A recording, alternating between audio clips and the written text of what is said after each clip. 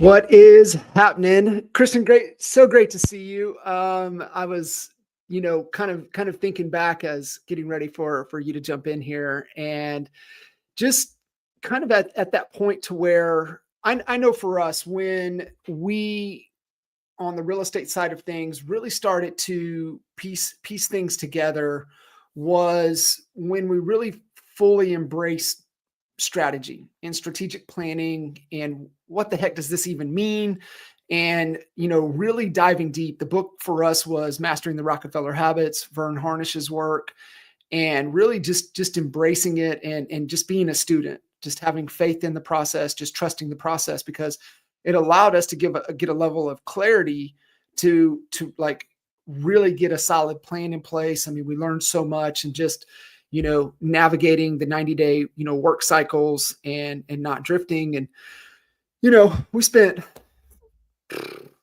7-8 years just in Vern's world, just following to the T. Scaling Up comes out, just really embracing it. And it got really complex. I mean, it was like a lot of stuff was challenging, and especially what we were learning and then adapting and then also applying on the coaching side of things back to other real estate agents. It was just hard. It was just flat out hard. And then comes along, Gino's work with obviously for most people getting introduced through Traction, being able to, start to apply the tools that he provides in there, and then really going down the EOS rabbit hole. And obviously the, getting connected with Jamie and Strategic Coach, getting introduced to you and how you really played an integral part in, what we were putting together and trying to do, and really pouring into, my right hand, as I see even in the real estate space, right? A lot of, on the way up, and especially they get into that $1 million to $3 million kind of in that where most people just get stuck phase. That's it. I mean, that's just kind of where they tap out their capabilities, but, so responsible for production, and you got to rely on having that right-hand person that can execute, and understanding, the 3 character types in any endeavor, right? You got to have somebody that has the ideas. You got to have somebody that executes the ideas, but you also got to have somebody that manages the ideas. And, I guess by definition, if you wear all 3 of those hats, you're a solopreneur, and, coach, the top team in Pencil, in PA, and they operate as a solopreneur. I mean, they have for a long time, because you got, the guy at the, head of the company that's also executing the ideas and managing the ideas. And I'm like, bro, you realize you're a solopreneur. And it's like, it's just one of those things. It's like, you realize when you can let go and you get that right hand that can just execute for you, you can move at lightning speed. And so it was really cool being able to, me wanting to be able to pour. I just didn't have the time, but been, introduced to you to be able to come in and help us lay the foundation, the EOS framework, and just, getting everybody in sync, getting everybody on the same page is so key. Oh, such a good introduction to kind of kick off our time together, John. And, it was interesting getting started with your team, because sometimes when I'm getting into these engagements, clients don't have much of an idea of what it should look like, and they haven't explored other operating systems. I will say that your comments on scaling up, that's something that I have heard from different clients, that they feel like scaling up is, they feel like it's a bit oversized for what they initially need. And it's what pushes many people over to Traction and the entrepreneurial operating system. So Traction by Gino Wickman is the book. Anyone who's like, what are they talking about? I recommend that's where you begin, is by reading Traction. And in Traction, they explain the entrepreneurial operating system.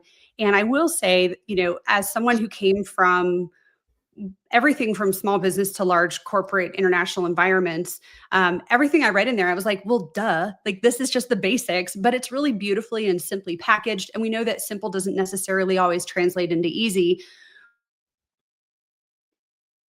And to support that journey and help people really, our business owners really maximize how they're using the system, because we hear many stories of, oh, well, I read it and then I told someone on my team to take the book and go figure out how to do it. So one of the things that we do is we work with companies who are attempting to do that, go through what we call a self-led implementation. And we do help them get more depth and width out of the system and really maximize that. Your team was unique too, because you already had a really good team in place. So to your point, even when we have the right people, arguably sitting even in the right seats, the power of getting them mobilized around a common vision and executing together, it's really that concept of like rowing in the same direction. Mm-hmm. And even the best people can't do that without our guidance at the leadership level to really point them and then keep those bumpers up on the bowling lane, if you will. So yeah, no, it is. And I appreciate that, because, you know, as visionary leaders that understand the frameworks, but like are also, you know, out mowing yards every day, right? And doing the work, it's hard to give the time allocation required, but being able to have a team that you're able to get them in their right lanes so that they can do their thing, and for us to get out of the way and let them do their thing is really key. And I know, you know, obviously with Jamie and coming in and kind of where you really, you know, help, and with your new endeavor, your new company, really on the fractional side of things. And, you know, a lot of people, they hear that, right? Like we used to, you know, when we were building the coaching company, we would always say, hey, you need a JK, which was integrator before an integrator was even a thing. And you can unpack and define that. And so how do you, and I know you have many different industries, right? So you see, you know, common themes across multiple different industries, which I love, right? I think that's why I've always been so drawn to Jay Abraham and the way he thinks, and, you know, just being able to see so many different angles and so many different industries, because I believe that's where the exponential growth can happen, is applying what works in a different industry into yours, that everybody else is just doing the incremental little things, and you bring a whole new idea into your industry, and that's where you see the growth. But small business entrepreneurs, right? They tend to, like the solopreneur, they tend to grab on and do everything. Where do you see they feel that, oh man, I got to get a full-time person. I got to wear this hat until I can get that person. Is it just a lack of knowledge and awareness that you can go get fractional talent that can, you know, in the fractional time, do more than what you can probably think that you can bring in full time? A fractional person can do it, you know, 10, 20, 30 times better, faster, in a smaller incremental time frame. yeah, it's interesting because it is this, I would say, newer little cottage industry that has popped up since a little bit like in the midst of COVID. And it's great for, as far as who we see going into fractional work, we see very powerful, widely and deeply experienced executives who specialize in certain areas of the business or in a certain, you know, tool set or methodology going into this fractional space. So what the heck is it? So it's really that bridge between I have to do everything myself and I'm ready to hire a full-time person at a pretty substantial salary. And we're seeing the cost to bring in someone that has that level of experience that your business probably needs. You're either going to sacrifice on the talent and the expertise of the person to fit it into your budget, or you're going to end up, you know, paying for maybe even more than you need. That's something I hear as well, right? I'm paying this massive salary, but I really just need kind of this piece of it. So fractional becomes this beautiful bridge because, to your point, a fractional executive, and in our case, it's a fractional COO or EOS integrator. We offer both services. And the reason we do that is because we don't work exclusively with companies that run on EOS. So we do have our own operating system tool set, and we're capable and knowledgeable of others. But we bring this person in, and I want you to think of them as, yes, fraction of the time, fraction of the cost, but full horsepower. And I think that's really important. I often equate it. I used to work in technology for what's called a managed service provider. And that's a business that one technology team serving hundreds of businesses, right? Because these businesses don't necessarily need like the full gamut of a full tech team, or they can't afford it. So they contract a managed service provider to handle it. And we used to joke that we're hiring these guys, and the difference between what they get exposed to knowledge-wise across all these different technology environments compared to working in a singular environment, being a sysadmin for one company, it's like human years to dog years. So since I've been doing this work, it's incredible, the learning curve, because I'm exposed to so many businesses and industries and different personalities and leadership team dynamics and complexity and stages of growth. It's like I've got this front row seat to like real time mastery of all of these things. And that's what the fractional people get to then take, to your point, and bring it into these businesses to share that knowledge. Because often we find that within industry, what do we all do? We go to our industry events, right? And so we start to hear a lot of the same messaging and same talk tracks. I'm a huge fan of that because consistency is a superpower. So I love the guys that are banging the drum on the industry specific stuff that's mission critical. And you want to couple that so that you don't get too stuck inside of the tunnel looking at your own stuff and your own headlines all the time, and see like what else is out there. There are so many relevant professional service industries that we work with that are facing the same types of challenges as real estate, and to see how those things can like intermingle, and the way that we can bring value to the real estate industry. Like, hey, here's what's going on over in this little corner. You may not have thought to look there, but we're going to bring that into you. Also becomes really useful. What is the biggest challenge that you see, and maybe can kind of give a contrast, just small business in general to, to what the real estate agents, the real estate profession is facing? It's a great question. And I've worked with quite a few large real estate teams across the country over the last four years or so. So I've seen everything from the smaller team that is the high producing, agent owned. They're trying to get out of so much production, but still really being pulled back into that because they're the biggest revenue driver in the firm.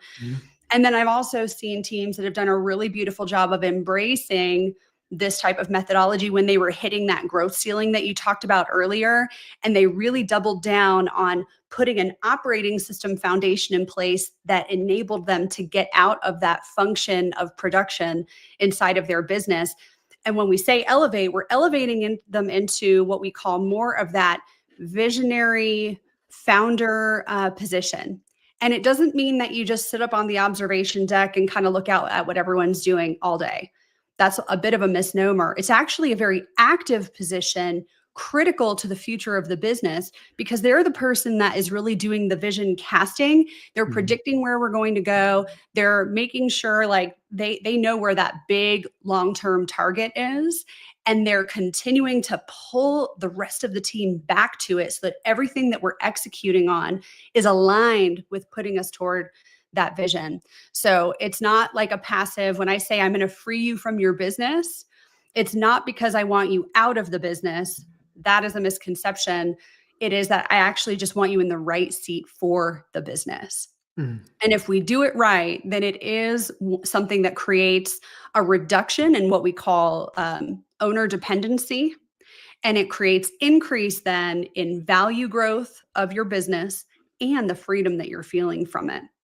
So that's one of the things that we're super passionate about when we're starting in early days of these engagements, because we need to create a visionary seat that is exciting and thrilling and compelling, that the owner actually wants to be in. Yeah. Yeah, it is. And, thanks to Miss Tina Call, definitely really embrace, the working genius concepts, and, I'm working with one of the top teams in Canada, and they went through a massive merger, bringing multiple teams together to form, which now is going to be the number one team for their brokerage in all of Canada.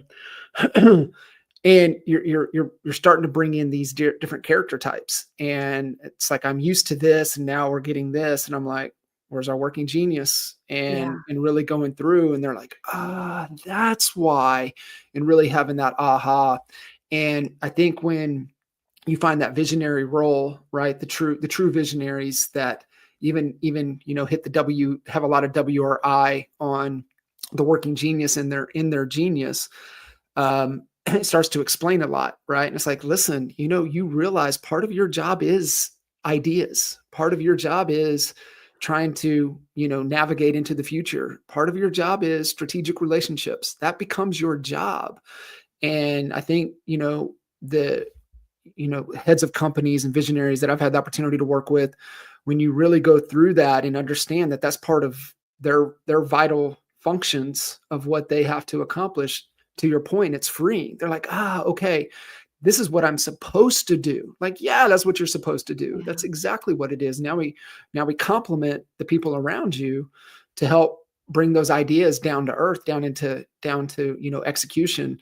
So it really is fun, having that framework to be able to help, navigate, entrepreneurs and, these business leaders through. To me, I mean, the same as you, it's really fulfilling to when, they have those light bulb moments to be able to, just catch that one little, spark for them. And it's really fulfilling. So I unpack integrator a little bit, right? Like the clear distinction and kind of who's ideally fit for, those type of roles. And listen, I was an integrator, grew into the visionary role, and it would be hard, but I could probably go back into the integrator mode. But I would love for you to just kind of, because you see it much more than I do, but being able to really the differences and kind of what to look for and kind of what your motive is and kind of what your best lane for you to jump into. Yeah. So there's so much to unpack there. So I think we're going to have some fun with this part of the conversation. So first of all, I love that you brought up working genius, because it takes the personal nature out of the friction that we may be feeling even within ourselves. So when we are the ones who are responsible as the owner of the business, the leader of the organization, and we have to not only create and cast and reinforce and fortify vision of where we're going, but we also have to be the one, driving the car with that map. That's a really complicated thing. Back when there used to be actual maps, like if you remember your parents, like one person's the navigator, one person's driving, and you don't want the same person doing both things.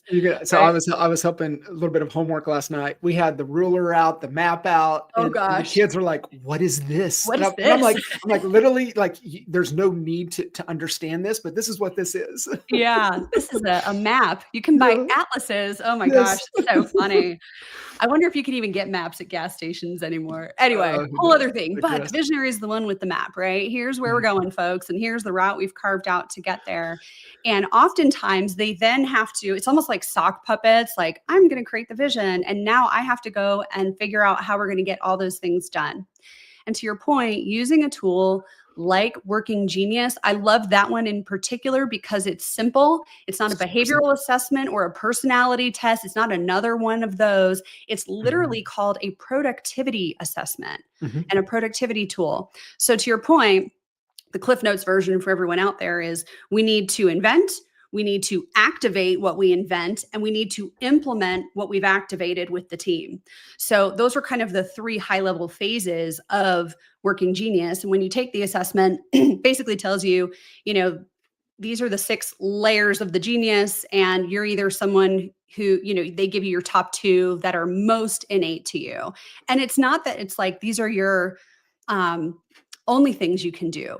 It's your default position. It's what you tend to do and how you tend to approach information, issues, problems as they're coming at you. So if you're not sure which you are, and yet you're sitting in both the visionary and the integrator seat, you're responsible for the whole gamut, you're not sure where you naturally go, I would encourage, it's like the best $25 you can possibly spend. It is the best. Seriously, go take it. And here's my other pro tip. Don't read the book first. So there is a book, The 6 Types of Working Genius by Patrick Lencioni. Don't bias yourself by reading the book first. Actually go take the assessment, then go read the book. And when you take the assessment, there is a bit of honor system, I would say. I've seen people basically like BS their way around it to be what they think their boss wants them to be or what they personally feel obligated to be for the business. Mm. So be raw and honest with yourself. Try and eliminate distractions and bias of whatever you're working on or stressed with. Like if you've got a lot of stuff going on between the ears thinking about work, find a more quieted time. Post meditation or prayer, whatever you like to do, would be a great time to take that I to would get agree. the most honest results.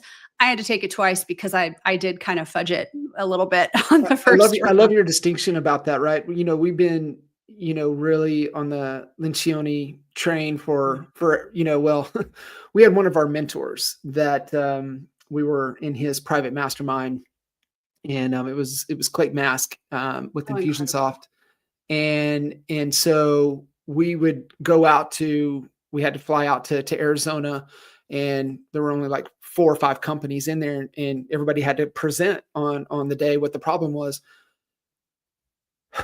Chris, like 3 times in a row, he told us to read The Advantage. We didn't read it. Yeah.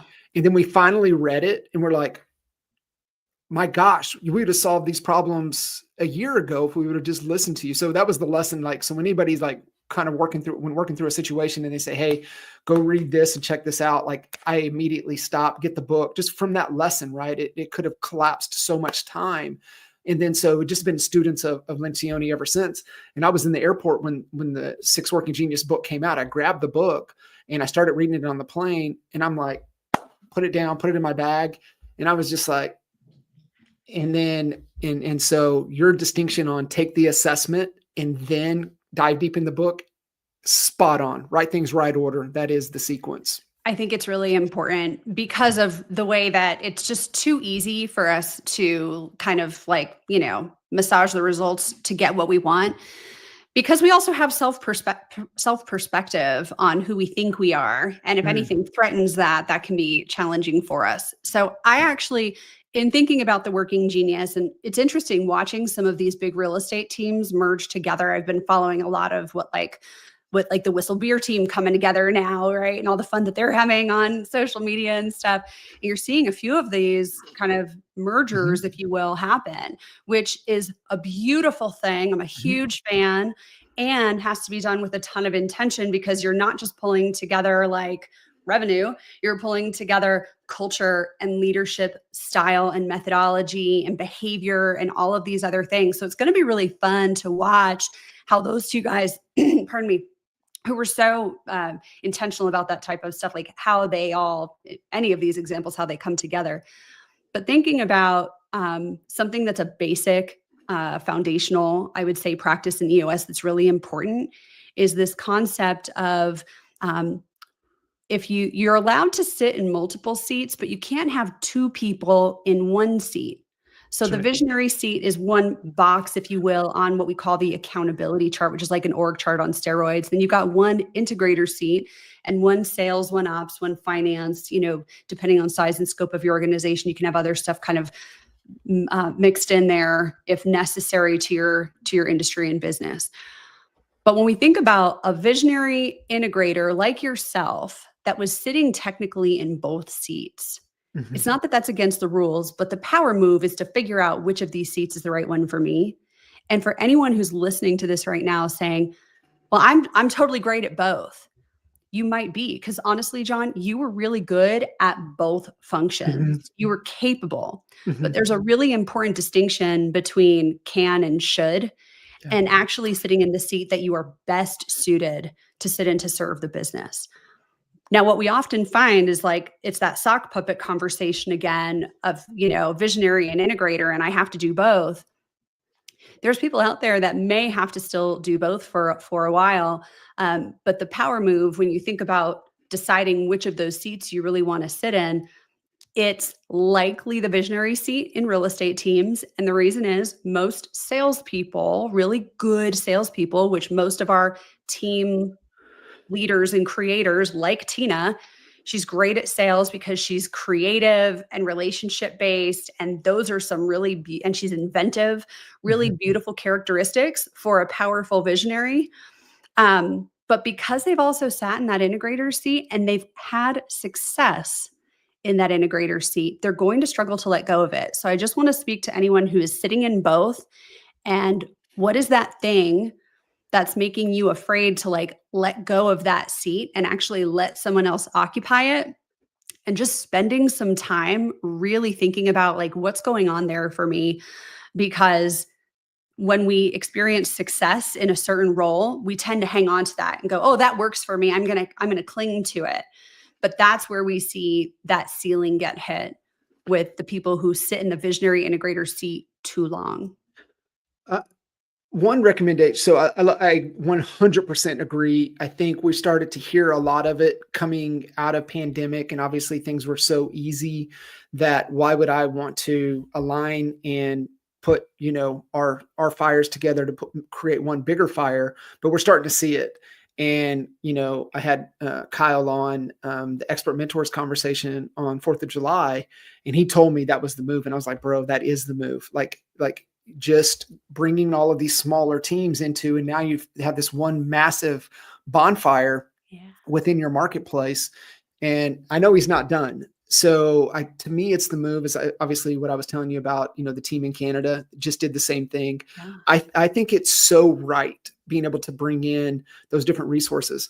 There's a Lencioni book that he struggled to put out, but it's the book that should be read first before The Advantage, before, then you get into obviously, Working Genius, Ideal Team Player, and all of the other works that he has. And it's called The Motive. I was hoping you were going to say that. I was like, oh, I hope he says The Motive.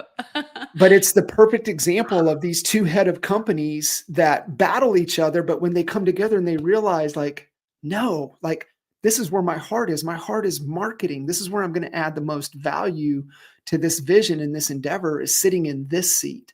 And it's such it's a must read if you're looking to bring fires together in reading that book. And it's so powerful. I couldn't agree more. And it really ties beautifully to your point, the ideal team player, those core values of humble, hungry, and smart, which are the core values of the Table Group, which is Patrick Lencioni's company. But those are really any company I work with anymore, they're looking at, that's the permission to play stuff.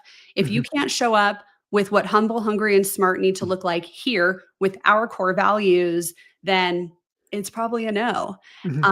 And it takes a very high level of self-awareness and humility for someone who has been the figurehead of an organization and their name is on the wall to say, I'm willing to step back and sit in the marketing seat, because let's face it, the value of whatever seat they sit in, they just took that seat and put it on steroids because they're sitting in it.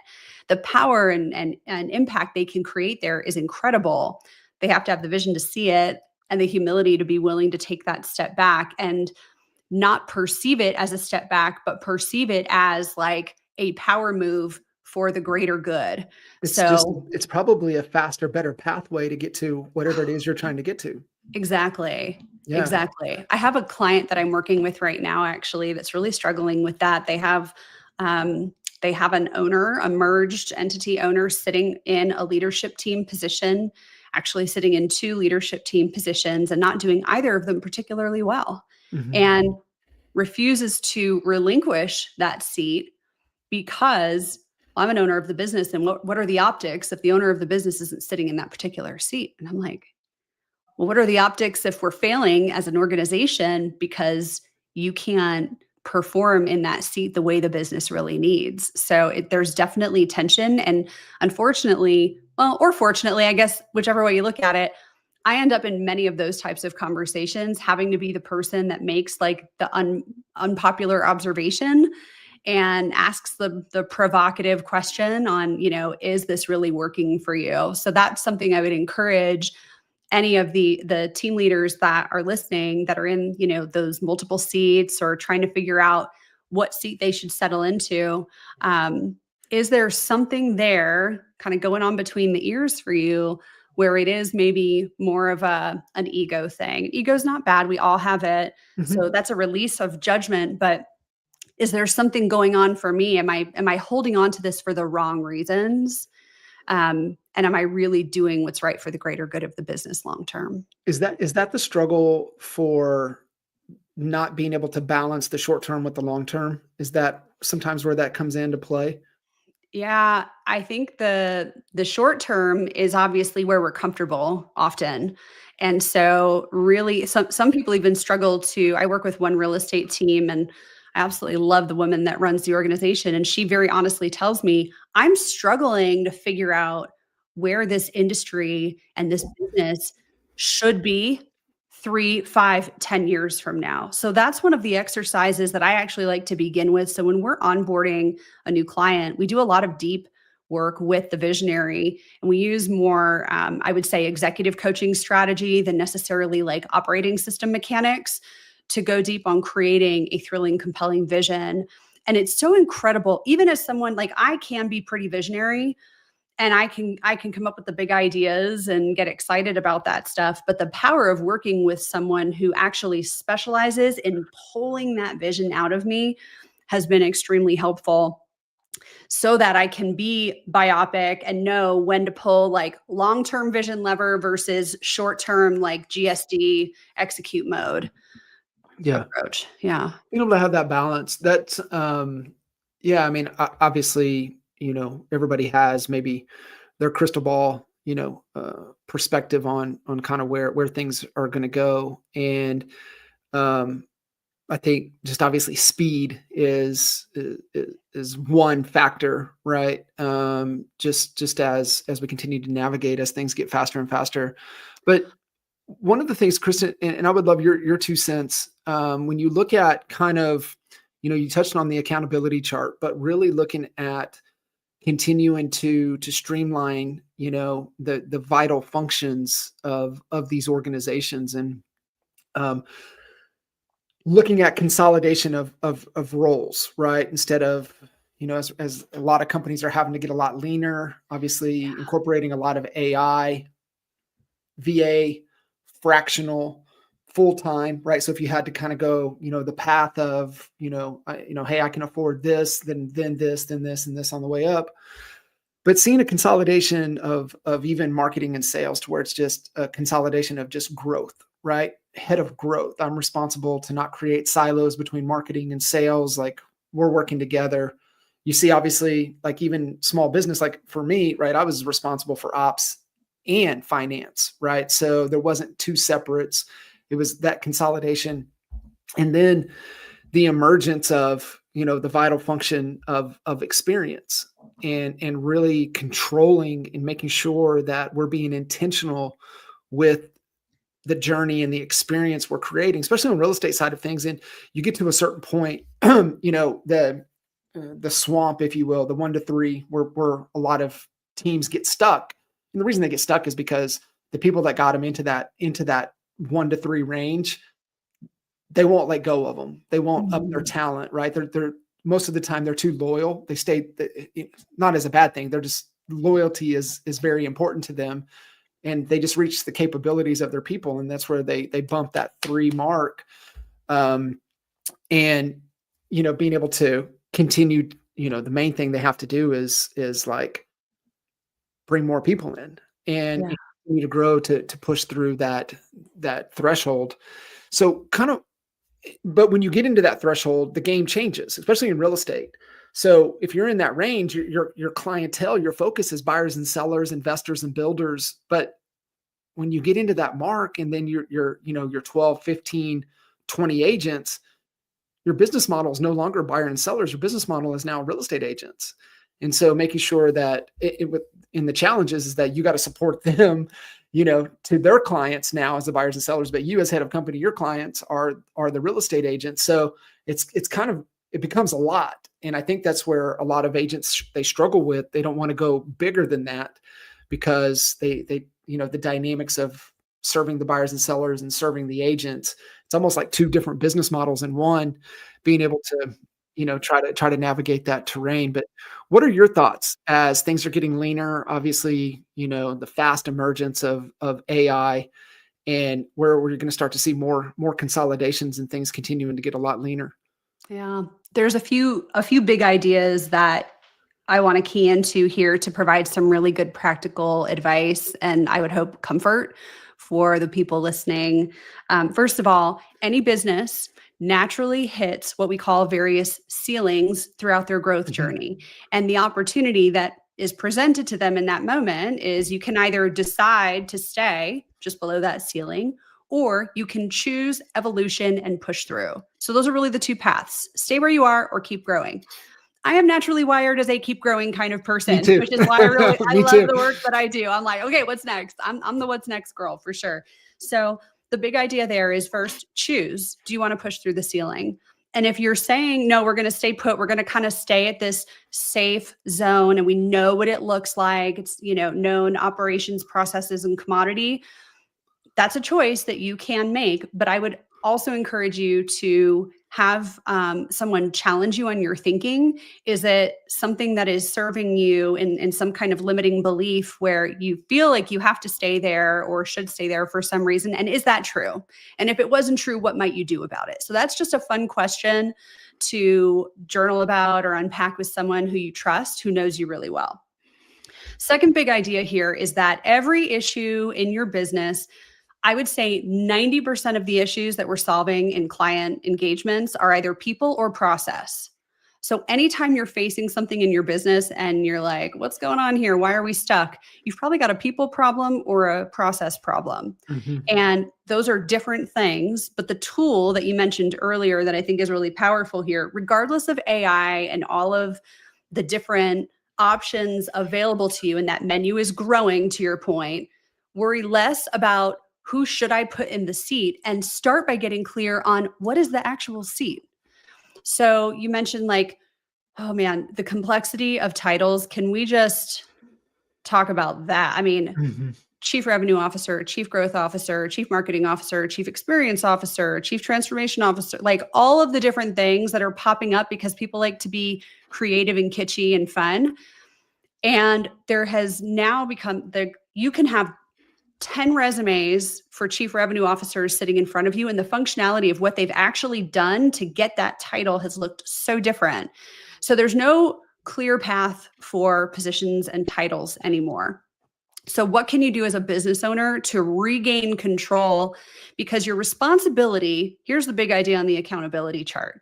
You simply need the right seats that are inclusive of what is the function that the business needs performed here, and what are the 3 to 7 roles that function performs consistently. It's that 20% representation of 80% of the things that person is doing very consistently. And it's regardless of the people. And that's often the most challenging exercise that we go through when we're building an accountability chart in a client environment, or even restructuring an accountability chart, because that's an active, living, breathing tool. It's not a set it and forget it. We're constantly going back and saying, hey, the business is pivoting. There's an evolving need in the marketplace, or what we're hearing from our agent demand. And how do we account for that? Is it a full functioning seat in and of itself? Or is it a role associated with an existing function? So it enables scalability, intentionality in how you're growing, because not everything is a +1 moment. And what I mean by that is, just because we see a new need in the business doesn't mean we need to go hire another person. I know it's really easy to say yes to part-time VA support because now we can get it for a pretty reasonable US dollar rate and really great talent. But we still want to be really intentional. I'm big on financial acumen with our client engagements. So that's one of the first things we unpack. And we're going to look at the human capital spend. It has to be. Has to be. 1000%. I trust, if they're bringing me in, I trust that they can at least afford me, but I also have to make sure that they can afford. They can't afford me. We need to do, right? Yeah. Sometimes they can't, and they bring me in anyway. And that's my first job, is to make sure that we're getting clear there. If we think about the structure of the accountability chart, that is an extremely useful exercise to go through. And then the second thing that I would say, and this is big, this has been game-changing for me in how I advise many of my clients and how they're building for the future of what their business needs talent-wise. If you know what you want your business to look like in 3 years, you have to be hiring people who have been there before. So if I know I'm trying to 5X my company in the next 3 years, I better bring in someone who knows what the 5X version of my company could look like. And they've been with a company that knows what are the pitfalls, what are the obstacles, what should we be avoiding, what should we be doing. That is a massive like talent lever to pull, I would say. That's really important. So oftentimes we are backfilling an existing position rather than trying to necessarily bring in the person who can move us closer to the vision of what we're trying to become. Because let's also be honest, if I'm trying to grow my company to be a $10 million, 50-person organization, if I don't have that experience, I better bring people in who do have that experience. Yeah. So I think that's really an important, like, intentional thing. And that goes into a little bit of like John Maxwell, law of the lid. The company will only go as far as the leadership level of the most capable person on the team. And listen, visionary leaders, it's okay if it's not you. Right.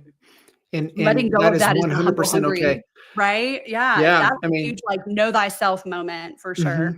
Yeah. And I mean, are you still equipped to be head of company, or are you better off in another role? But most of the time you are still, head of company, and, maybe you just need to up the talent, with you on the ops side, maybe up the talent with you on, the marketing side, on the sales side.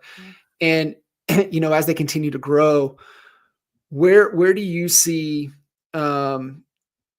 making sure the responsibilities stay with the head of company, and what can then transfer to a fractional hire, bringing somebody in like not letting go? What is like the one thing that no matter what head of company you can't let go of, you have to maintain? The short answer is it is the vision of the organization. That really, I mean, it's called the visionary seat for a very simple reason. So everything else really boils down to trust. I mean, I've had some of our client engagements where they're like, "Hey, I'm going on 30-day emergency access only. Here's all the banking account logins. Like, that's the worst case scenario of what you might need. You're authorized to go in there, move these things to these accounts." Like, there's that level of trust, which takes a long time to get to, which is one of the things that we see held on to for a pretty long time, is that finance seat. But controlling and continuing to cast the vision and really fortifying that in the organization, the vision, which is inclusive of, it's the who we are, where we're going, and how I want us to get there. That does need to continue to live with the visionary. Yeah. Now, having a highly capable team to execute that is obviously important, because that's where trust breaks down. So if you're a visionary and you're telling your operator, your second in command, your integrator, this is where we've got to get to, and they're not demonstrating the capability to get the rest of the team mobilized in that direction, you probably have not the right person in that seat. And then the question becomes, are you, of course, casting that vision effectively and being very generous in what your expectations look like? But I would say my most successful clients, that they bring that fractional person in also to model for the rest of the leadership team. This is what it looks like to lead, manage, and create accountability. This is what execution looks like. This is how we create a climate of accountability. Accountability isn't something that you do to someone. It's not like a verb that you beat someone over the head with, the accountability bat, which I've worked for those companies too. That's a thing that happens. But it's truly modeling leadership practices and management practices that bring that visionary's vision to life. I'm there as a strategic advisor and a thought partner for the visionary. So I can play in that space with them, ask questions, challenge thinking, come up with maybe expansions, or prompt them into expansion of their vision. But ultimately, I'm there. We decide together, here's what we're going to say yes to, and what we're going to then cascade down to the leadership team for whatever that next level of execution looks like. And we do want their participation. So to your point, the 90-day world, running strategic planning sessions that map out what are we running toward for the next 90 days, and just taking our world one chunk at a time in that way is extremely powerful. So a fractional integrator or COO should be providing strategic advisor thought partnership and everything in between in the organizational development and leadership, all the way down to people, process, performance management, project management, all of those things. So the work that we do can be pretty wide. And we help them figure that out. That's the other thing. They don't have to figure out what it might look like to have a fractional person in their business.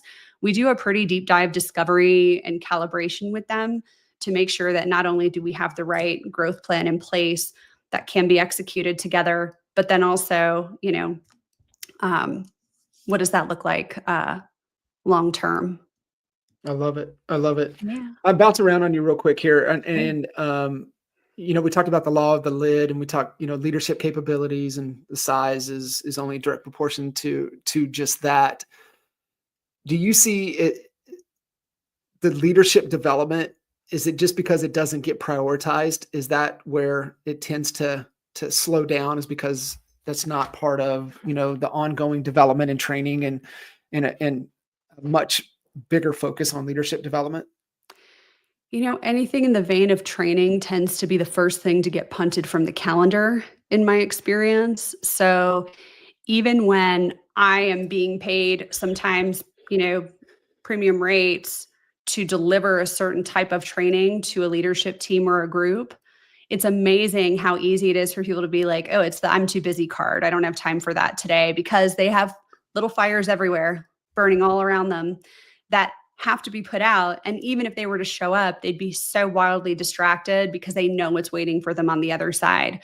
So I think it does get pushed from the schedule pretty consistently. People end up, it sounds great, but then when push comes to shove, they decline at the last minute from their calendars. So I've seen that. I think there's also an expectation when you become a certain caliber of leader in an organization. I think there's an expectation from the people that hired you that you do a bit of self-development when it comes to your leadership. And so they don't necessarily know the story of how leadership development was handled for you in your career leading up to this point. Were you a self-starter? Did you kind of manage that on your own through just learner mindset and, hustle and grind? Or did you have people deeply investing in you to create that? I think that's an important question when you're bringing a leader into the organization to ensure you're not making any assumptions about how they personally prioritize and have been developed as a leader. And I would love to see organizations commit to it more deeply, but we've all been guilty of it because there are so many other things that we're often trying to deal with, especially if we're hitting our heads on scalability issues and growth ceilings. Yeah, that's such a great point. And never never assume intelligence for another human being. And so I think it's really getting clear. Don't assume, ask the questions. And it's, I think you're helping them if the more I know, the more that we can help and get on the right path and where we need to, make the jump. And, just like anything, I mean, leadership's a skill. And so it's development, and it's the biggest jump that you get to a certain point, being able to have, and, even hard driving, we all can continue to learn. And like you said, obviously first rule of leadership is lead by example. So definitely the personal development side of things on your own, but also bringing that back into the environment to stretch and grow the team and your key people around you. I like that, John. And we're also seeing an interesting shift where we're seeing in some larger organizations, even you have someone who is an incredible specialist of their craft. And we naturally think, we've all seen the dynamic of we take the best sales guy in the room and we make him the sales manager, and then he makes a terrible sales manager because all the things that made him great at being a sales person don't necessarily lend well to him being a good manager of people and transferring that skill to others. It's a different skill set. So we've seen that dynamic play out. But the other dynamic that we see is, this person is such a specialist and master of their craft. Surely they want that leadership layer added on. And I will say, I'm pretty intentional when we're building out that accountability chart. Any seat that has people reporting into it has that first accountability in the whole little bucket there of roles is leadership plus management equals accountability. And the reason it's the number one, it's not the seventh or the third on that list. It's number one because you're probably going to spend about 50% of your week there. you're going to burn a lot of energy, and you're going to need to be really equipped and intentional about performing that role associated with your seat. So it's also okay to have people in leadership or in like lead positions that are the specialists, and not necessarily giving them a team of people to manage. So that's the other thing that I think gets missed. We have to have a team of people. It could be that we use a dotted line approach, or they are like a subject matter expert in the organization. So there's different ways to elevate people without necessarily adding leadership and management to their function. Yeah. And I mean, we see that even with, even on the Working Genius. I mean, if that E and G is a frustration, you might want to be really, really careful. That just doesn't mean they can't do it. It's not going to be sustainable in their development. Kristyn, you are absolutely amazing. We could keep rolling for hours on this, and you're just such a wealth of information and insight, and just love how you articulate things and being able to help connect the dots for anyone, I'm kind of stuck, and it's like I'm at the crossing point. I'm kind of over the VA world. I need a higher level of talent. And I'm not ready to pull the trigger on a full time. Like, what are some of the mental blocks, the process they need to go through? Like, are they ready to bring somebody in on a fractional basis? Well, I would encourage them, to seek out. I mean, obviously, I know how we handle, those conversations, but seek out people in the fractional space and get informed. Because I will say, because it's one of those industries that anyone can hang a shingle and say, I'm now a fractional person, there is a pretty wide range of different fractional professionals putting themselves out there in spaces like in social media and LinkedIn. So I would be really conscientious about what those early conversations look like. So what we do is we start with a discovery call, and that is in 30 minutes, we will help you figure out if fractional is right for you. And if it's not, we will point you in the right direction to resources, other vendors, other solutions, and we'll make a recommendation on where you should go. So we're not ever there to like just sell the fractional services. It's not the right thing for everyone. Right. Sometimes it is a full-time hire, and we'll make that recommendation too. If we do end up being the right thing, we support with them figuring out what it would look like for their business. And I would say the person who's right for that is just someone who feels kind of stuck and frustrated. You're sitting in multiple seats. You're probably doing everything like maybe 50 to 80% on any given day, but you're not able to give 100%. And you're feeling the stress of that, working long hours, distracted from your family and the people that you love. Lots of different symptomatic things that we see in that person's life that are usually the pain point triggers that they just kind of raise their hand and say, I don't know what to do. And we're a great place to go, and we'll help you figure it out. And then if we are the right thing, then we move into like a calibration where we're really figuring out, based on your industry, your business, your personality, your working, even like things like Working Genius and behavioral assessment, who do we have on the team that's the right person to embed into your team? Because it's really important that we develop trust and authority and credibility very quickly with the existing teams, that we show up as an ally, not a disruption into the business. And so we're super intentional about that, like, matchmaking process, if you will, and bringing those folks together. And then what I often find too, which gives many of our clients some peace of mind, we kind of take on the responsibility of knowing when that moment is to raise our hands and say, I think you're ready for a full-time person, or we should start to explore that. And we start to like get ahead of it, because it often can take 6 to 12 months to find the right person to backfill our fractional functionality and put the right person in place.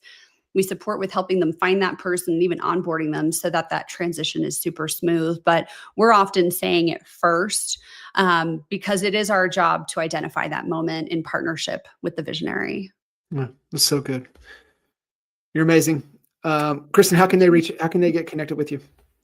I would check us out at TransformCXO.com. We are fractional EOS integrators and fractional COOs. We're also certified exit planning advisors and meta performance executive coaches. So we bring a lot of long-term focus to those engagements as well. So not only are we going to treat your business today, but we're going to help you think about what it means for you and unlocking the wealth and harvesting that from your business eventually on a more long-term timeline. So we have a lot of fun with that work, but I would check out our website, take a look at our offerings, and they can book a call there. And they can also follow me on Instagram at Kristyn Drennen CXO, which of course I've seen you like on the little ticker on the bottom. Such a great setup here. I'm sure they've seen it 100 times. We didn't even get into the exit conversation, so we'll have to do this again because that's definitely a big one. Always starting with the end in mind. Kristyn, appreciate you. Guys, make sure you get plugged in. Give Kristyn some love, and we'll see you guys next time. Thanks. See ya. Bye.